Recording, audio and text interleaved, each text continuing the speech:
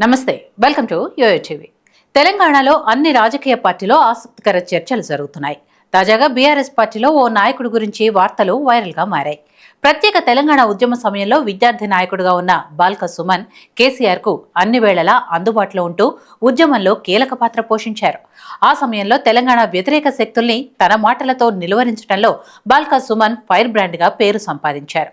తెలంగాణ ఉద్యమ సమయంలో పలు ఛానళ్లలో పొలిటికల్ డిబేట్స్ లో పాల్గొంటూ తెలంగాణ ప్రత్యేక రాష్ట్ర అవసరాన్ని మీడియా ద్వారా గళమెత్తి వినిపించారు. బాల్క సుమన్ కు తెలంగాణ పట్ల ఉన్న అంకిత భావాన్ని గుర్తించిన గులాబీ బాస్ కేసీఆర్ ఆ తర్వాతి కాలంలో ఎంపీగా, ఎమ్మెల్యేగా అవకాశం కల్పించి బాల్క సుమన్ కు పార్టీలో సముచిత స్థానాన్ని కల్పించారు. ఇదిలా ఉండగా ప్రస్తుతం కారు పార్టీపై గులాబీ బాస్ పై అలకగా ఉన్నారని సమాచారం. ఇటీవల ఎమ్మెల్యే కోట ఎమ్మెల్సీ అభ్యర్థిగా సీటు ఆశించి భంగపడ్డారని వార్తలు వినపడుతున్నాయి. కొన్ని రాజకీయ సమీకరణాల దృష్ట్యా ఆ అవకాశాన్ని బీసీ సామాజిక వర్గానికి చెందిన దాసోజు శ్రవణ్ కుమార్ కు కల్పించారు.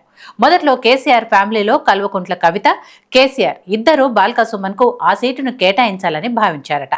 బీఆర్ఎస్ వర్కింగ్ ప్రెసిడెంట్ కేటీఆర్ కల్పించుకొని దాసోజుకు అవకాశం కల్పించాలని కేసీఆర్ తో ఫైట్ చేసినట్లు సమాచారం. దగ్గరుండి మరి దాసోజు శ్రవణ్తో నామినేషన్ వేయించారు కేటీఆర్. దాసోజు శ్రవణ్ నామినేషన్ వేసే సమయంలో కేటీఆర్ అక్కడ కనిపించిన దృశ్యాలు కూడా స్పష్టంగా మనం చూడొచ్చు. ఈ సమయంలో కేటీఆర్ దాసోజు శ్రవణ్ భుజాన్ని గట్టిగా తట్టే దృశ్యాలు కూడా సోషల్ మీడియాలో వైరల్ అయ్యాయి. దాసోజుకు ఎమ్మెల్సీ ఇప్పించడానికి కేటీఆర్ చాలానే కష్టపడ్డారని, ఓ దశలో పార్టీ అధినేత కేసీఆర్ కవితతో వాదించారని సమాచారం.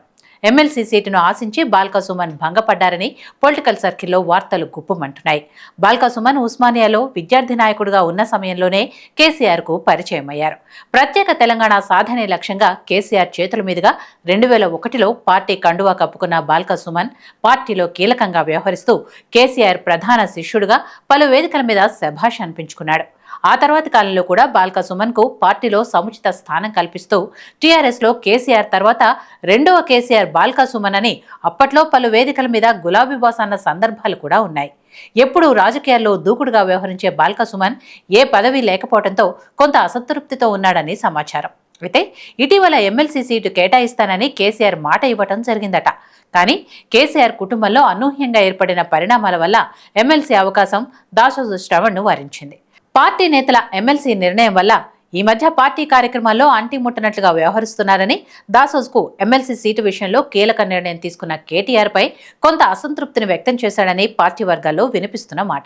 2014లో పెద్దపల్లి లోక్సభ నుండి పోటీ చేసిన బాల్క సుమన్ ఘన విజయాన్ని సాధించాడు. 2018లో చెన్నూరు అసెంబ్లీ స్థానం నుండి గెలుపొందారు.